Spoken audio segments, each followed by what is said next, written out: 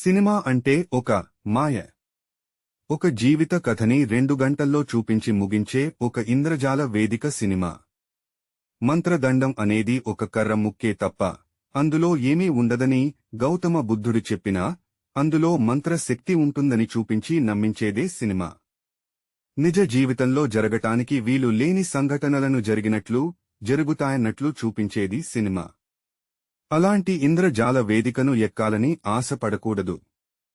ఆ వేదిక ఎక్కి హిమాలయ పర్వతాలంతా ఎత్తుకు ఎదిగిపోవాలని అత్యాశపడిన వారెందరో పాతాళానికి పడిపోయారు. సినిమా అనే ఇంద్రజాల వేదికను ఎక్కాలనుకుంటాడు ఈ కథలోని హీరో దివాకర్. మామూలే అతని ఆశ నిరాశ అయ్యింది.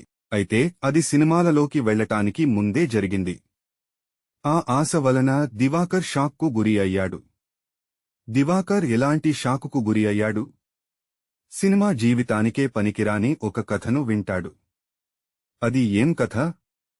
సరదాగా సాగిపోయే ఈ కథను చూసి మీరు ఆనందపడతారు. స్నేహితుడు దివాకర్కు సీరియస్గా ఉన్నదని తెలిసిన మరుక్షణం కృష్ణపట్నం బయలుదేరాడు బుచ్చిబాబు. బస్సు దిగిన వెంటనే టిఫిన్ కూడా చేయకుండా తిన్నగా హాస్పిటల్కు వెళ్లాడు. స్నేహితుడు దివాకర్ ఐసీయూలో ఉన్నాడని తెలుసుకుని అక్కడికి చేరుకున్నాడు బుచ్చిబాబు. ఐసీయూ బయట కూర్చోనున్న దివాకర్ భార్య మాలిని బుచ్చిబాబును చూసిన వెంటనే పెద్దగా ఏడవడం మొదలుపెట్టింది. ఊరుకో చెల్లెమ్మ, దివాకర్కు ఏమీ కాదు. నువ్వు ధైర్యంగా ఉండు. ఇంతకీ అసలేం జరిగింది? దివాకర్ని ఐసీయూలో పడుకోబెట్టే టంత పెద్ద జబ్బు చేసిందంటే వాడికి ఈ జబ్బు ఇదివరకే ఉండుండాలి. డాక్టర్లకు చూపించుకోలేదా? మాలినిని అడిగాడు బుచ్చిబాబు. లేదన్నయ్యా, ఆయనకు ఎటువంటి జబ్బూ లేదు. అదే నాకు ఆశ్చర్యంగా ఉంది. సాయంత్రం 4ంటికి నాకు కబురొచ్చింది. మీ ఆయనకు చాలా సీరియస్గా ఉంది, మీరు వెంటనే బయలుదేరి రండి అని చెబితే వెంటనే బయలుదేరి వచ్చాను. వచ్చిన వెంటనే డాక్టర్లు కలవమన్నారు అని చెబితే వెళ్లి కలిశాను. వస్తున్న ఏడుపును దిగమింగుకోవటానికి ప్రయత్నిస్తూ కర్చీఫ్తో కళ్ళు తుడుచుకుంది మాలిని. డాక్టర్లు ఏం చెప్పారు? అడిగాడు బుచ్చిబాబు. మీ ఆయనకు జబ్బేమీ లేదు. ఏదో షాకింగ్ న్యూస్ వినడం వలన షాక్లో ఉన్నారు. ఆ షాక్ వలనే మాటామంతి లేకుండా మూర్ఛపోయారు. ట్రీట్మెంట్ ఇచ్చినా గానీ లేవలేదు. అందుకని ఐసీయూలో అబ్జర్వేషన్లో ఉంచేము అని చెప్పారు. అంతలా మూర్ఛపోయేటంత బ్యాడ్ న్యూస్ ఏం వినుంటాడు చెల్లెమ్మా? అదే అర్థం కావటం లేదు అన్నయ్యా. ఉదయం స్కూలుకు వెళ్లేటప్పుడు మామూలుగానే ఉన్నారు. ఇదిగో సాయంత్రం ఇలా. దుఃఖం గొంతుకు అడ్డుపడుతుంటే మాలిని మాట్లాడలేకపోయింది. ఊరుకో చెల్లెమ్మ, దివాకరంకు ఏమీ కాదు. నేను వెళ్లి ఒకసారి డాక్టర్ను కలిసి డీటెయిల్గా విషయం తెలుసుకొస్తా అని అక్కడి నుండి బయలుదేరాడు బుచ్చిబాబు. బుచ్చిబాబు డాక్టర్ రూముకు వెళ్లి తాను ఐసీయూలో ఉన్న దివాకరం స్నేహితుడని పరిచయం చేసుకుని దివాకరానికి ఏమైందని అడిగాడు. సారీ బుచ్చిబాబుగారు, మీ స్నేహితుడు దివాకర్ ఆరోగ్య విషయంలో ఇంతకంటే మేము ఏమీ చెప్పలేము. ఇంతకంటే చెప్పటానికి ఏమీ లేదు. ఆయనకు ఏ జబ్బూ లేదు. BP normal, pulse normal, heart beats normal, vital organs are functioning normal. He is not in coma, but in shock. Shock తగిలితేనే అలా అవుతారు. ఫిజికల్ షాక్ తగిలినట్లు సూచనలు లేవు. కాబట్టి మెంటల్ షాక్ తగిలుండాలి. ఆయన్ను హాస్పిటల్కు తీసుకువచ్చిన వారికి కూడా ఏమీ తెలియదు. ఎందుకంటే రోడ్డు మీద పడిపోయిన దివాకర్ను చూసి ఎవరో అంబులాన్స్కి ఫోన్ చేస్తే తీసుకువచ్చి చేర్చాము. కాబట్టి ఆయన షాకుకు కారణం ఆయనే చెప్పాలి. అంతవరకు మనం ఆగాలి. బుచ్చిబాబు డాక్టర్ రూము నుండి బయటకు వచ్చాడు. అక్కడున్న కుర్చీలో కూర్చున్నాడు. చివరిసారిగా తాను దివాకర్ను కలిసిన సంఘటనను గుర్తుకు తెచ్చుకున్నాడు. కృష్ణపట్నం రిజిస్ట్రార్ ఆఫీసు నుండి బయటకు వస్తున్న బుచ్చిబాబుకు దివాకర్ అటుగా వెళ్లటం కనిపించింది. దివాకరం, ఒరే దివాకరం అని అరిచాడు. దివాకర్ ఆగాడు. ఎవరు పిలిచారా అని వెనక్కి తిరిగి చూశాడు. తన స్నేహితుడు బుచ్చిబాబు కనబడ్డాడు. బుచ్చిబాబు, ఏమిటిలా చెప్పా పెట్టకుండా మా ఊరొచ్చావు? ఆశ్చర్యంగా అడిగాడు దివాకర్. చెప్పేటంత టైము కూడా దొరకలేదు దివాకర్. అందుకే నేనొస్తున్నట్టు నీకు ముందుగా ఇన్ఫార్మ్ చేయలేకపోయాను. అది సరే, నువ్వేంటి ఇలా చిక్కిపోయావు? ఒక పట్టాన గుర్తు పట్టలేకపోయాను. చిక్కిపోలేదురా. స్లిమ్ముగా తయారయ్యాను. ఏదో ఒకటిలే. ఒళ్ళు తగ్గించమని డాక్టర్ గాని చెప్పాడా? డాక్టర్ చెప్పలేదు. డైరెక్టర్ చెప్పాడు. ఈ మధ్య మీ గవర్నమెంట్ స్కూల్ ఎడ్యుకేషన్ డిపార్ట్మెంట్ డైరెక్టర్లు ఈ పని కూడా మొదలు పెట్టారా? మా ఎడ్యుకేషన్ డిపార్ట్మెంట్ డైరెక్టర్ కాదు, ఒక సినిమా డైరెక్టర్ చెప్పాడు. సినిమా డైరెక్టరా? బుచ్చిబాబు తన ఆశ్చర్యం వెలిబుచ్చాడు. ఓ, నీకు విషయం తెలియదు కదూ? అవును, మనం కలుసుకుని చాలా రోజులయ్యింది. అందుకనే నేను చెప్పేది నీకు కొత్తగా ఉంది. నీకు అసలు విషయం చెప్పాలి. రా, అలా టీ క్యాంటీన్లో కూర్చుని మాట్లాడుకుందాం అంటూ కాఫీ షాప్ వైపుకు నడిచాడు దివాకర్. బుచ్చిబాబు స్నేహితుడిని అనుసరించాడు. ఇద్దరూ కాఫీ షాపులోకి వెళ్లి కూర్చున్నారు. దివాకర్ చెప్పిన మాటకు ఉలిక్కిపడ్డ బుచ్చిబాబు ఏమిటి అన్నాడు ఆశ్చర్యంగా. నేను సినిమాలో నటించబోతున్నాను చెప్పాడు దివాకర్. షాక్ తిన్నావు కదూ? నేను ఈ మాట చెప్పిన వెంటనే అందరూ షాక్ తింటున్నారు. కానీ ఈ దివాకరం చెప్పేది నిజం. రేయ్ దివాకరం, నువ్వు హీరోలాగా ఉంటావనేది అక్షరాలా నిజం. నేనే ఈ విషయాన్ని నీ దగ్గర చాలాసార్లు చెప్పాను. అది మాట వరసకేగాని బంగారం లాంటి గవర్నమెంట్ ఉద్యోగం మానుకుని సినిమాల్లో చేరమని ఇచ్చిన సలహా మాత్రం కాదు. అయ్యుండొచ్చు. కాని నన్ను వెతుక్కుంటూ వచ్చిన అవకాశాన్ని నేను వదులుకుంటే బహుశా నా అంత దురదృష్టవంతుడు ఇంకొకడుండడు. దివాకరం సినిమా అంటే ఒక మాయ రా. ఒక జీవిత కథని 2 గంటల్లో చూపించి ముగించే ఒక ఇంద్రజాల వేదికరా అది. మంత్రదండం అనేది ఒక కర్ర ముక్కే తప్ప అందులో ఏమీ ఉండదని గౌతమ బుద్ధుడు చెప్పినా అందులో మంత్రశక్తి ఉంటుందని చూపించి నమ్మించేదే సినిమారా. నిజ జీవితంలో జరగటానికి వీలు లేని సంఘటనలను జరిగినట్లు, జరుగుతాయన్నట్లు చూపించేది సినిమా. అలాంటి ఇంద్రజాల వేదికను ఎక్కాలని ఆశపడకురా.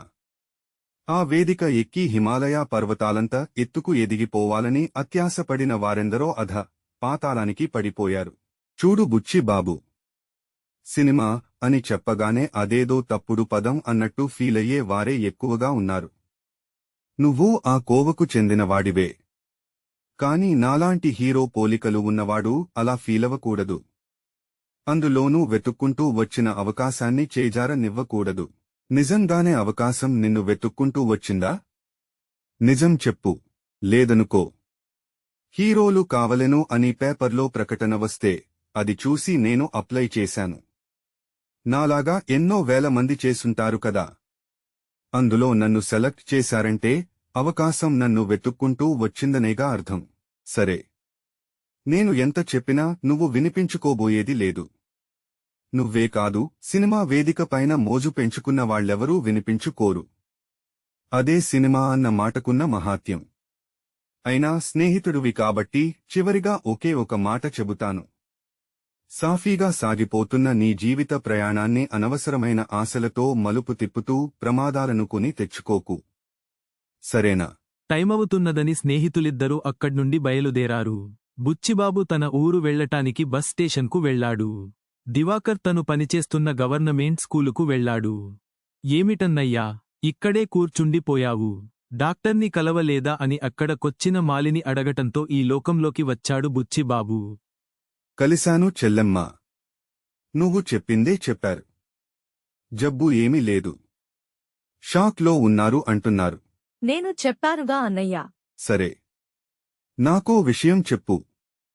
ఈ మధ్య దివాకర్లో ఏదైనా మార్పు గమనించావా? మార్పంటే? మాటల్లోగాని ప్రవర్తనలోగాని. మాటల్లో, ప్రవర్తనలో మార్పులేమీ కనిపించలేదు. కాని ఆయన చేష్టలలో కనిపించింది. ఏమిటా మార్పులు? స్కూలుకు వెళ్లేటప్పుడు పంచె కట్టుకు వెళ్లేవారు కదా. ఈ మధ్య ప్యాంటులు వేస్తున్నారు. అందులోనూ ఇన్షర్ట్ చేసుకుంటున్నారు. చెప్పులకు బదులు షూ వాడుతున్నారు. తల వెంట్రుకలను 4-5 సార్లు దువ్వుకుంటూ ఏవో ఫేస్ క్రీములు, సెంట్లు వాడుతున్నారు. తిండి కూడా తక్కువ తింటున్నారు. ఇవన్నీ ఎందుకు చేస్తున్నాడో నువ్వెప్పుడూ అడగలేదా? ఎందుకడగలా? అడిగాను. సినిమాలో ఛాన్స్ వచ్చిందని చెప్పారు. ఎలా వచ్చింది, ఎప్పుడొచ్చింది అని అడిగేను. 6 నెలల క్రితం హీరోలు కావలెను అని ప్రకటన చూశారట. ఆ ప్రకటనలో వాళ్ళడిగినట్లు ఈయన 6 ఫోటోలు, ఈయన వివరాలు అన్నీ తెలుపుతూ వాళ్లకు అప్లికేషన్ పంపారట. 2 నెలల క్రితం వాళ్ల దగ్గర నుండి జవాబు వచ్చిందట. అప్పట్నుంచి ఆయనలో ఈ మార్పులు గమనించాను. ఏమని జవాబు వచ్చిందో చెప్పాడా? సినిమా ప్రొడ్యూసర్, డైరెక్టర్ మా ఊరు వస్తారట. వచ్చే ముందు కబురు పెడతాము. మమ్మల్ని వచ్చి కలవాలని రాశారట. మరి వచ్చారా? లేదు. ఇంకా రాలేదు. ఈ రోజు వరకు రాలేదు. త్వరలోనే వస్తారట. పొద్దున స్కూలుకు వెడుతున్నప్పుడు కూడా అదే మాట చెప్పారు. వాళ్ళు వచ్చిన రోజున ఈయన సినిమా హీరోలా కనిపించాలట. చూసిన వెంటనే వీడు కదా మనం వెతుకుతున్న హీరో అనుకుంటూ ఇన్ని రోజులు సినిమా ఇండస్ట్రీకి ఎందుకు కనిపించలేదు అని వాళ్ళు అడగాలట. అంత ఆశగా, ఆనందంగా చెప్పి వెళ్లిన ఆయనకు సాయంత్రం ఇలా ఎందుకు జరిగిందో అర్థం కావటం లేదు. ఇంతలో అక్కడికి ఒక నర్స్ వచ్చింది. మాలిని గారంటే మీరేనా? డాక్టర్ గారు మిమ్మల్ని ఐసీయూ దగ్గరకు రమ్మంటున్నారు. మాలిని, బుచ్చిబాబు నర్స్తో పాటు ఐసీయూలోకి వెళ్లి దివాకర్ బెడ్ దగ్గరకు నడిచారు. అక్కడ డాక్టర్ ఉన్నాడు. చూడమ్మా, నీ ఆయనలో కొంచెంగా కదలికలు కనిపిస్తున్నాయి.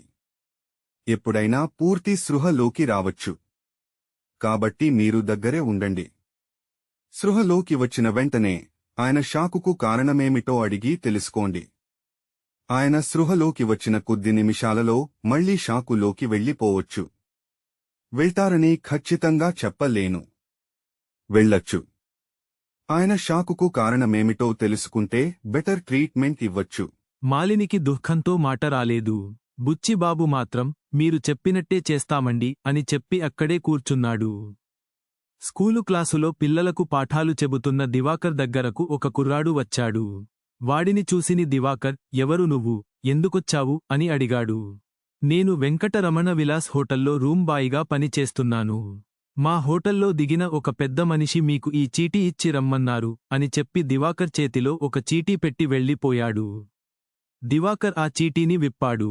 వెంటనే వచ్చి నన్ను కలవండి, ప్రొడ్యూసర్ మరియు డైరెక్టర్ తిక్క సుబ్బులు అని రాసుంది. ఆనందంతో వెంటనే అక్కడి నుండి బయలుదేరాడు దివాకర్.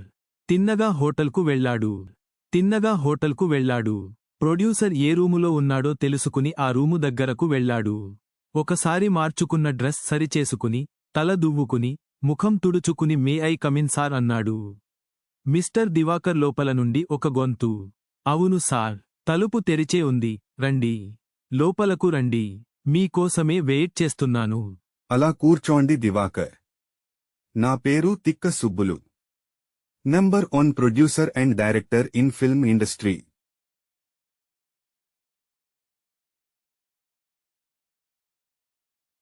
దివాకర్, మీరు పంపిన అప్లికేషన్ చూశాను. అందులో మీరు మీ స్కూల్ గురించి బాగా వివరించారు. మీ స్కూల్ గురించి మరికొన్ని వివరాలు తెలుసుకోవాలని మిమ్మల్ని కలవటానికి మీ ఊరు వచ్చాను. అడగండి సార్. చెబుతాను. మీ స్కూలు పేరేమిటి? మా స్కూలు గవర్నమెంట్ స్కూలండి. కానీ మా స్కూలుకు ఇంకో పేరుంది. ఆ పేరు చెబితేనే అందరికీ ఈజీగా అర్థమవుతుంది. అదే. దాని గురించే అడుగుతున్నా. నాకు ముందు మా నాన్నగారు చాలా రోజులుగా ఈ స్కూల్లో పనిచేశారు. ఈ స్కూల్లో హెడ్ మాస్టర్, ప్యూన్ అన్నీ ఆయనే. ఆయన ఎప్పుడూ బఠానీలు తింటూ ఉండేవారు. పిల్లలకు కూడా పెడుతూ ఉండేవారు. చాలా రోజులుగా ఆయన నడిపిన స్కూలు ఇది. అందుకని అందరూ మా స్కూలును బఠానీల మాస్టారు స్కూలు అంటారు. పేరు చాలా బాగుంది. స్కూలు పేరు మార్చుకోవటానికి మీకేమన్నా అభ్యంతరముందా? మార్చుకోవచ్చు. ఎందుకు అడుగుతున్నారు? స్కూల్ని సబ్జెక్టుగా పెట్టి ఒక సినిమా తీయబోతున్నాను. సంతోషం సార్. చాలా సంతోషంగా ఉంది. ఈ రోజుల్లో స్కూళ్ల గురించి సినిమాలు ఎవరు తీస్తున్నారు సార్? తీయండి సార్.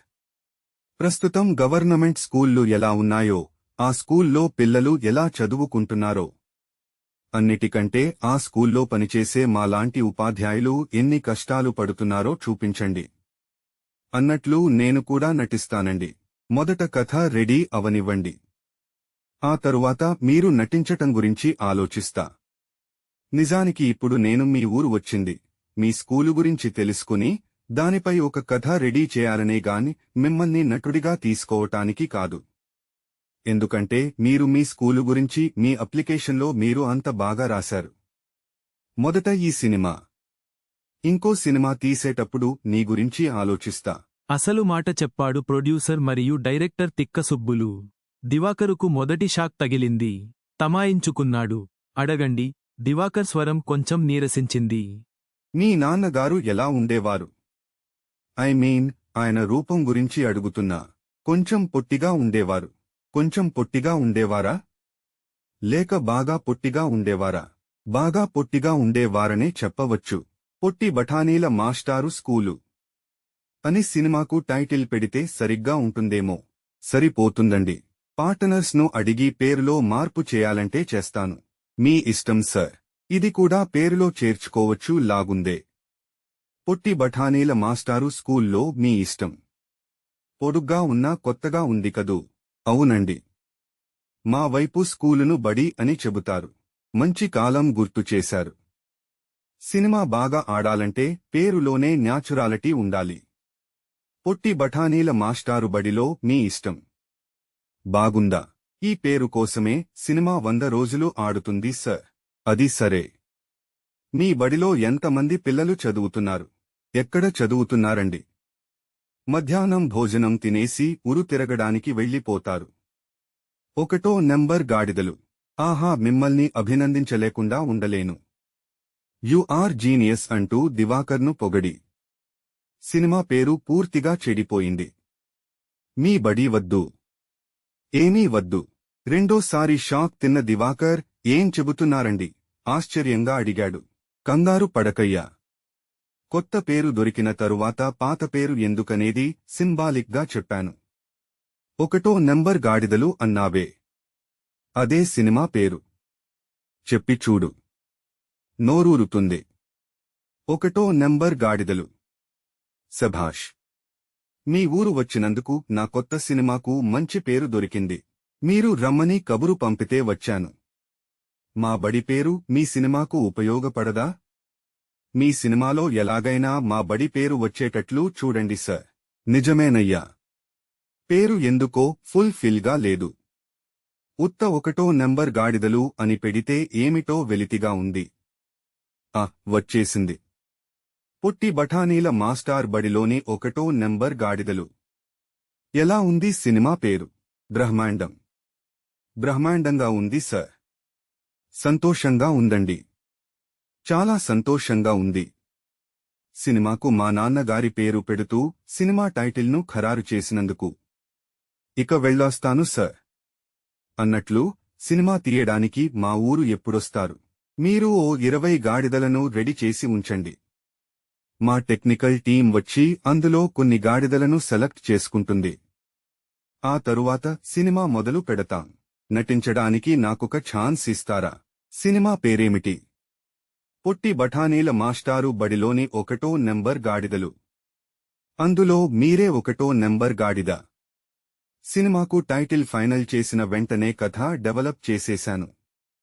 టూకీగా కథ చెప్తాను.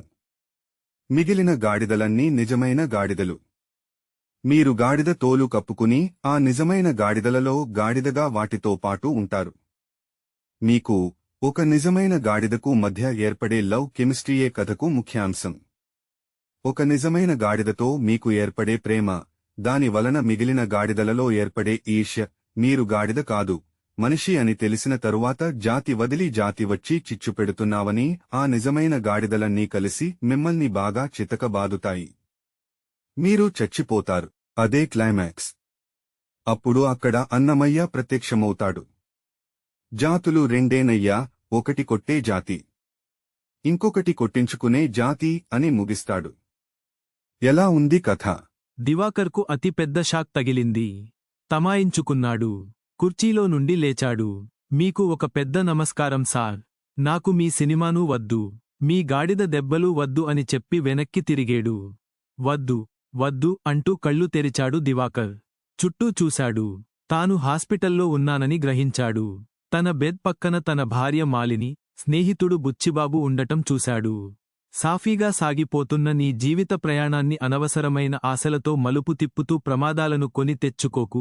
స్నేహితుని మాటలు గుర్తుకు వచ్చాయి. కళ్ళు మూసుకుని పడుకున్నాడు. దివాకర్ కళ్ళు తడిసున్నాయి. నిజ జీవితంలో హీరో అవడానికి తాపత్రయపడొచ్చుగాని సినిమాలలో హీరో అవాలని తాపత్రయపడడం అందరికీ సాధ్యమయ్యేది కాదు.